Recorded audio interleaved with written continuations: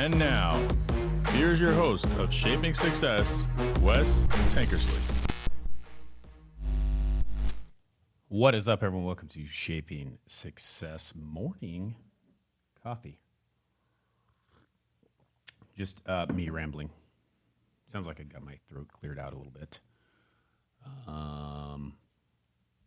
It has been the whatever the hell it is. It's changing of the season. It's the way that it goes. Typically, every single week, or not every single week, every single year, I feel like my sinus issues come more in the winter than they do in the summer, but then I get them in, changing of the season. So I lose my voice. Just before we got on here, I had to clear my throat. That's all I can say. There's a lot of garbage in there, but then I still sound like Batman. So, Minute of the House podcast. Welcome back. Thanks for hanging out. It's the second day in a row. We're going to talk a little bit today in a minute here. I'm wearing my Shaping Success beanie. I have a couple more of those if you guys want one. I also have 5 more sweatshirts. So, yeah. So, let's see what's been going on this week. We missed one episode this week just because it had been I had been not feeling well. Lost my voice. I'm noticing this thing with this morning coffee situation. What's up, Nikki, over in the YouTube chat? If you guys are on TikTok and you want to get in the conversation, head over to YouTube, Shaping Success with Wes Tankersley, and you can get in the conversation. I have you going live here on TikTok too, and there are from time to time a few people jumping in and out of there. But I would like to get you guys over to YouTube so we can conversate. It's funny though because the restream is showing that it's not really going over there, which drives me nuts. But oh well. Yeah. So anyway, that is kind of what's been going on. I haven't been feeling well. My daughter said I sound like Batman. I've been trying to think of a TikTok video to do about Batman, but for some reason it doesn't want to pull up filters when I want to do that and stuff like that. So whatever. And we all know that I'm not really Batman anyway, that I'm Superman. So there's that. How many of you have DC fans? We got DC versus Marvel. It always starts a fight. Be nice to start that fight. Just kind of see what people think. We got Thanksgiving upon us. A lot of times, I'm going to tell you about Thanksgiving for me. It's interesting because I struggle with more people in my household. And having, this year, so here's the deal with this year. We want to have Thanksgiving in our new house. My wife's family's coming in. Growing up with Thanksgiving in my household, and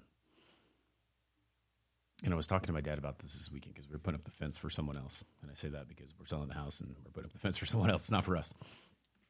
And he was here and he was saying, it's just too many people because my wife invited her family. So her sister's coming, her brother's coming. Pretty much her whole family minus one sibling will be here, not her. And she's of 5 kids. So there's 2 in our family, or 3 in our family, 3 boys, and then my mom and my dad. And when I was 10, we moved from California to here. And before that though, when we were kids, Thanksgiving was a big thing. And what's up, Lindsay, over in TikTok Landia? Thanksgiving was a big thing for our family. My dad had 6 kids in his family. And they all have kids, and the cousins all hung out together, and we all got along really well. And it used to be a big thing. We'd go to one of my aunts or my grandma's house, or to my aunt's house or my grandma's house, and big party. Whoever had the biggest house, we'd go there because we needed a place to entertain a lot of people. I mean, we're talking over 50 people. So we'd go there, and we'd all hang out, and we'd play this game called Pedro, which was really fun. There'd be 3 or 4 tables going. There'd be the head table, and then there'd be, another table that had usually the older kids, because the older kids could beat the younger kids at the game.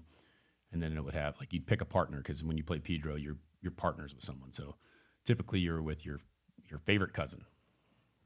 So my cousin Chris and I were pretty close in age, and we'd play, and then, the idea was to beat the older cousins and get to the head table. And the head table was always my Uncle Bruno and my Aunt Marcia were playing together, and It's a funny combination because my Uncle Bruno is kind of like this straight-laced. I don't think I've ever seen him have a drink in his life. Maybe he was drinking wine. I don't know. But my Aunt Marcia would drink like a box of wine. Literally the box of wine. She'd drink a lot of wine. And she'd just be sitting there drinking wine and playing Pedro with my uncle. And my uncle's like straight-laced and she's like the exact opposite. And they'd beat everyone. The idea was that everyone could get to that table to play them to beat them. So we were used to a lot of people being around. And so my idea with this year was like, okay, so my wife's family's coming. Let's get my family here too. Let's just have everyone here. This is the last like big hoorah in this house before we let it go. And I mean, I want to have one party here, you know. That's all there is to it. And so what happened was I invited everyone and I told and I went up to go see my parents 2 weekends ago, and they're like, let's do this. And they're like, well, no, I don't know. We can't do this. Well, not everyone gets along. And not everyone can get along for a week or for like 4 hours or something like that. So basically everyone dropped off. No one's coming. The only people that are coming are my wife's family. So it's going to be me and my wife's family, which, you know, I spend a lot of time with them. So I don't know. It is what it is. That's what's happening. That's what's going on. So Thanksgiving will be, you know, here. The cool thing is like I love to barbecue, and I'm going to barbecue the damn turkey, which is what I do every year. So, but that is what will be going on. Not an agent with that. Well, that's funny. Nikki's comments are being autocorrected by whatever device she is on right now. Hope you guys are having a good cup of coffee. That is what I am doing. So anyway, I don't know what everyone's got planned for Thanksgiving, but next week I'm trying to decide. I was thinking about it as I was walking out here this morning, what I'm going to do for next week for morning coffee, because, you know, the reality is I'm just probably going to do it because I can do it. But I have Thursday and Friday off next week, which is good and bad because if I'm not working, I'm not making money. But I do need a break. So it's kind of a planned break. It's not me taking time off to try and mitigate some other situation, you know, like taking time off to go to the doctors or something like that, where it's me making the decision. It's the company's made the decision to not have us work that day. So anyway, that is kind of what's going to be happening next week. As far as the show goes, I was supposed to have an interview this week, but I did not do that. Yeah, right. Nikki says, you're going to spatchcock that chicken? And yes, I am. And for those of you who do not know what spatchcocking means, Nikki and Dogged ID Wolf make fun of me about that all the time because it sounds really weird, but you basically split the turkey in half. You do it with chicken too. I cook chicken that way all the time. And it flattens it out and it gives it kind of a very uniform cook, and it tastes really well. And it's funny because my wife, we were talking about it the other day, and I'm like, I go, what flavor brine do you want in the turkey? And she goes, I don't care. I just don't want it to taste nasty. And I'm like, are you serious? Do you not remember last year when I made that turkey, you telling me that it was the very best turkey that you ever had? No, I don't remember that. I'm like, you got to be kidding me. She said it. I heard it and I remembered it. And I'm like, I'm going to make the turkey that way again because I can make it a couple different ways. Like I can leave it whole and I can do it on charcoal, which we've done for a long time. And most people I was talking to my buddy Joe yesterday about it, and he's probably listening to this right now, but we were talking about it. He's like, I'm going to probably start it on the barbecue maybe and then finish it in the oven. I'm like, no, don't do that. No, don't do that. Rachel, how you doing over on TikTok? We're live over on YouTube too. If you do YouTube, because I know you're here in Idaho and Mountain Home, Shaping Success with Wes Tankersley over on YouTube. And there's a conversation going on over there right now between me and Nikki, because that's like, I'm looking over here and I'm on the TikTok to get the guys, to get the peeps in the house. Looks like Jay Quad has joined the convo as well over on TikTok. But yeah, so like I barbecue the turkey every year.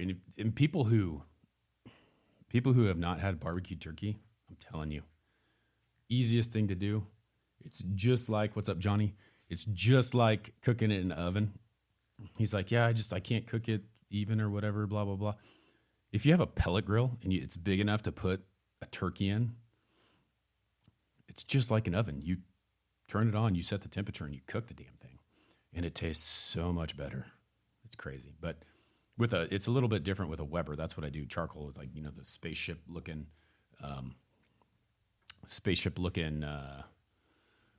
barbecue charcoal one. It's a little different because you have to kind of control the burn a little bit better because you can't just set the temp. But I'll tell you what, it's easy. It's so easy to do it. You just have to wait. It's just like within the oven. It's like, is the turkey going to be done? So, yeah. Thanksgiving. I cannot believe. The thing is it's so weird about it is that Thanksgiving is like upon us. It seems like this year has just kind of flown by. There's so many freaking things that have gone on, and right after that, next week, it'll be 43. It's like, holy shit! I was thinking about that this morning. It's like, it doesn't even matter anymore. Time is flying. As we get older, time just flies. All right. Well, that's what, let's talk about something else. Let's talk about, I'm trying to think of what would be, I don't always have things flowing through my mind. But something let's talk about time. We've talked about time before. Sorry. Eyelash on the old keyboard. The funny thing about time, we never have enough, right? Is what people think. We never have enough. We never have enough time. And I want you to think about that because that's like one of the number one complaints that we always say. Oh, no, I don't have time to do that. I don't have time to do that. I find myself thinking, okay, I don't have time to do that. But I always think about how I say that, but there's time. I just choose to do the wrong thing with my time, right? You choose to do, and it might not be the wrong thing. Maybe it's the right thing for you. But when you say you don't have enough time, I want you to really dissect what that means for you. It's been a couple months, but a couple months ago was 1 year of working out every single morning, and I since have stopped doing it because I had a bunch of crap going on that it's an excuse. Like, I hate excuses, but I stopped doing it. I'm not going to make any excuses for it. Anyway, I stopped doing it. But I was doing it every single morning, and what I did was I made more time, right? I'm like, oh, I don't have time to do that. Well, my main barrier is that my son was born, and we're trying to, he gets up, he'll be up here probably around 6.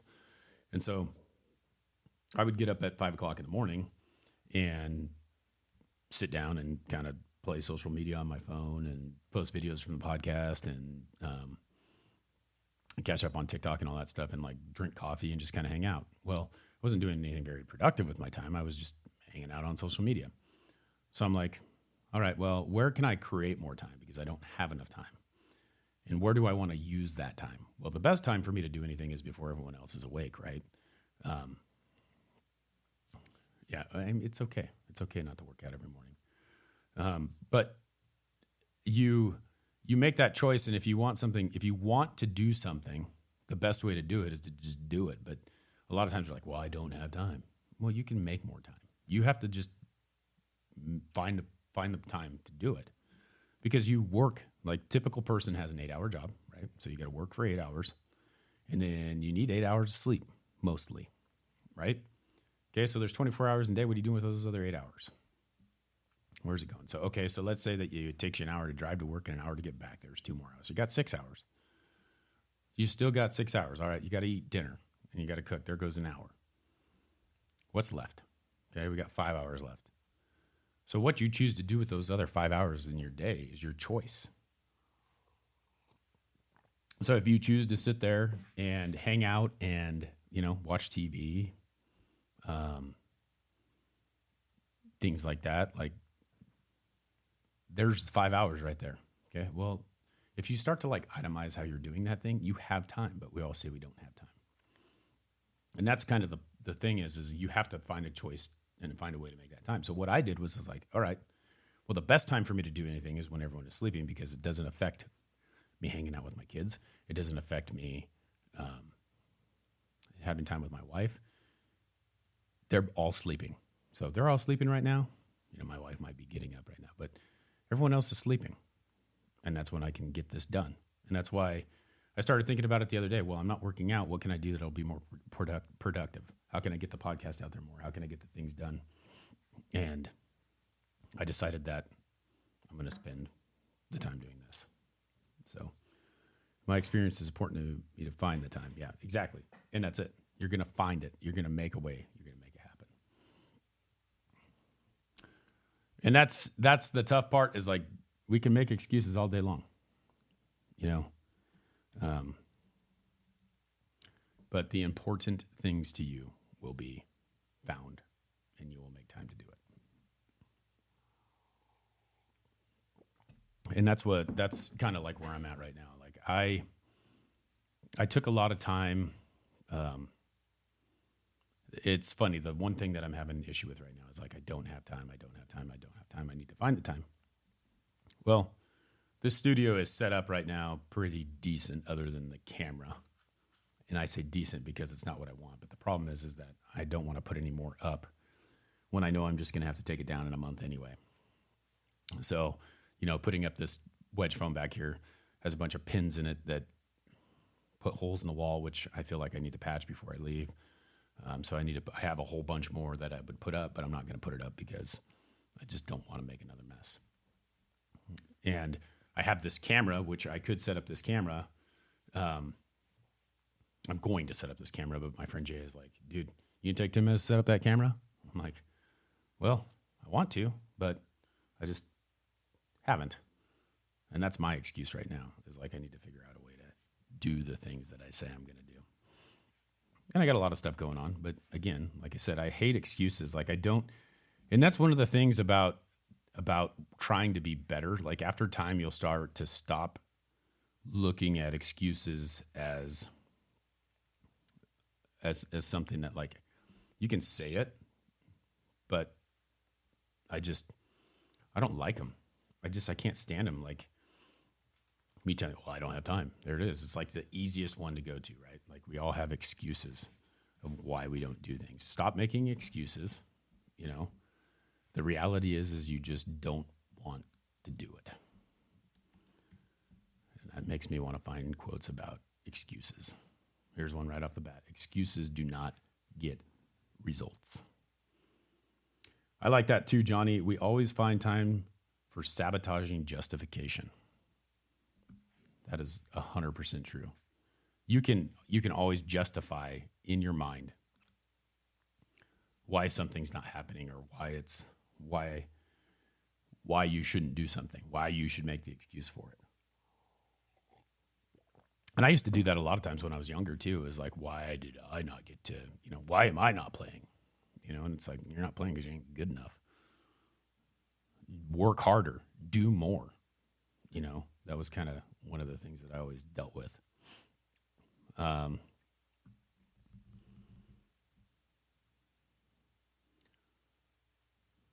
Excuses destroy success every time.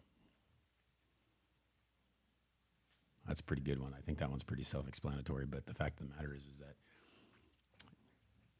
when you blame someone else or shift the blame off of yourself, you're not going to do it. You're going to just blame someone else. It's nuts. Gosh, I don't know who Don Yeager is, but he's talking about Michael Jordan. So, all right. Michael Jordan taught me. Put in the work, yep. Michael Jordan taught me after our game of 101, a loss is not a failure until you make an excuse. When excuses are no longer an option, you can focus your attention on the job you have to do and not why it didn't get done. And I think a lot of that has to do with, sorry,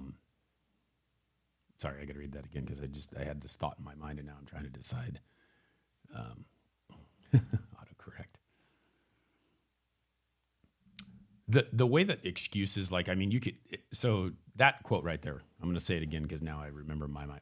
Michael Jordan taught me that after our game of 101, a loss is not a failure until you make an excuse. When excuses are no longer an option, you can focus your attention on the job and have to do and not what you didn't get done. You can only control the things that you can control, right?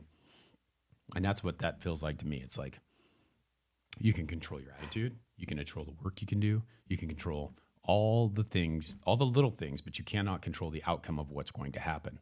So you're playing one-on-one with Michael Jordan. Have you done everything that you possibly can do to beat him? Then there's no excuse of why you didn't beat him. At this point, it becomes talent. It becomes who prepared better, who did more, right? Uncontrollable. Yep, got to hold yourself accountable. I love it. Several excuses are always less convincing than one. That's a good one. When you're trying to make an excuse, it's like, oh yeah, let's just pile this on. Let's figure out some more reasons why it didn't work, right? Instead of just going and doing the work to make it work. Let's see. That is I'm not going to read that one. That's not. It's by Serge Tankian, which was what, kind of made me. We'll find one more here. Oh. Huh. You have to tell me what you think of this one, because it's Jim Harbaugh. I love Jim Harbaugh, and he's, Michigan coach right now that's being suspended for stupid reasons, but whatever. Apologies always seem like excuses to me. I think of that one. Apologies always seem like excuses to me. And I feel like with my children, that's the way that, well, not Nolan, because he can't really talk, so I don't know if he's ever making excuses yet. But Tatum, my daughter, always apologizes and then follows it with, but, and that's an apology. To me, it's like, why do kids think that way? I'm sorry, I didn't do that. I didn't have time, or I didn't, like there's always an excuse followed by an apology. So that's pretty interesting. It's something that you have to think about, and that does make sense to me. I'm a bad apologizer, I will tell you that. I don't want to apologize because I feel like you have to show it with your work, right? Like, so my daughter, for instance, like we're talking about that when I just said that, like there's always an apology after what she did. And I always tell her the same thing because it's the same apology over and over again. It's like, don't tell me you're sorry. Show me you're sorry by not doing it again, right? Adam Carolla says something. He's always talking about his people that he works with, and he's really like straightforward, like don't do this, don't do that, blah blah blah blah blah. But what he always says is like, don't do my best, or don't do your best, do my best. So think about how I would want it, not how you would want it. I'm your employer. You work for me. Do my best. Set your standards so high that you're doing my best, not your best. And I just hit pretty hard. Hits pretty home there. We'll find one more here, and then we're going to call it good. I wonder if this one would work. Reason why. So the reason why I'm looking at this one is because I wore in high school for football, I wore number 55. And the reason why I wore number 55 was because I liked this guy. And I wasn't a defensive player, but I wore a defensive lineman number. And I was an offensive lineman. Yep, don't apologize unless you mean it. Yep, ownership for sure. That's how it is. That's the same thing with my daughter. All right, this is from, I wore number 55. So if you guys know if you can tell me, if you can guess which number 55 it is by the time I end this quote, then why I wore it. And he's passed away, so that might be a hint there. No excuses and no sob stories. Life is full of excuses if you're looking. I have no time to gripe over misfortune. I don't waste time looking back. Junior Seau. And I wore number 55, and I remember why I wore number 55 was because they used to, like, he'd tackle someone, and they'd be like, Seau, because they got hurt. That's why I like that Jim Harbaugh quote as well, because he was the coach for the Colts when I was a kid, and that's why I like. Well, he's not the coach, the quarterback for the Colts. That's not why I like the Colts. That's not why the Colts are my team, and I don't watch football anymore. But back then, that was why I liked the Colts, because Jim Harbaugh was the coach, and then when he became the 49ers coach, I was pretty excited that he was the head coach. But now he's at Michigan, and I like Michigan, but I don't watch football, pretty much only baseball. But I think that, the back end of that whole quote right there, I don't waste time looking back. It's kind of hard to, like, if you look back and you're camping on looking back your whole life, what's going to happen? You're going to let those things be a barrier. You're going to let those things stop you from being who you really are going to be, right? The things that happened in the past are in the past, and they don't define who you are right now. Now, some people may not forget who you were in the past and may not be able to move forward with you, but that's okay, because if they can't accept you for who you are now, then you don't need them. And I know that that's easy to say, but you don't want to be around those people. I have a lot of relationships that I had when I was younger that I don't have now. And it's because I'm a different person than I was then. And if they can't accept me for who I am now, then they don't deserve my attention. It sounds harsh, but it is true. And if you're trying to become something better or something worse, whatever you are, and they can't accept you for who you are, then you don't need them. And you have to look back, even though, maybe you miss that person or maybe you miss out on something, you have to understand that you don't have to live there. Okay. Family are good for living in the past. That's a tough one too, though. Family is a tough one because what's up, Tony? Tony's over on TikTok, Tony B.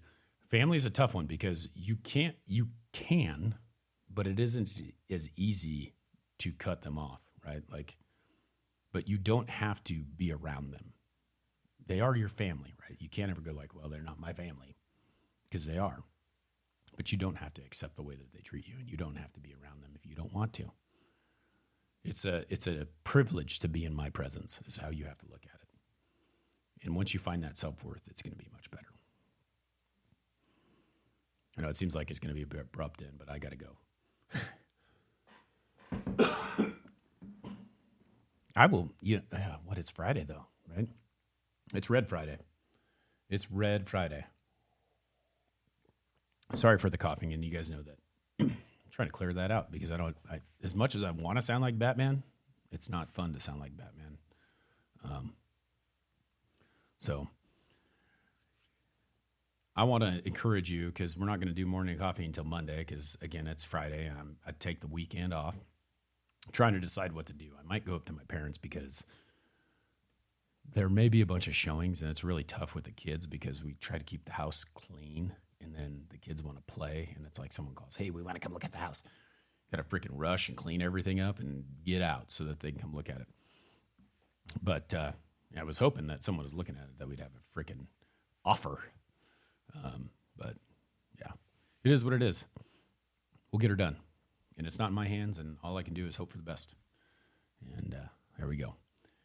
But go out there this weekend, do everything you possibly can to be the best that you can.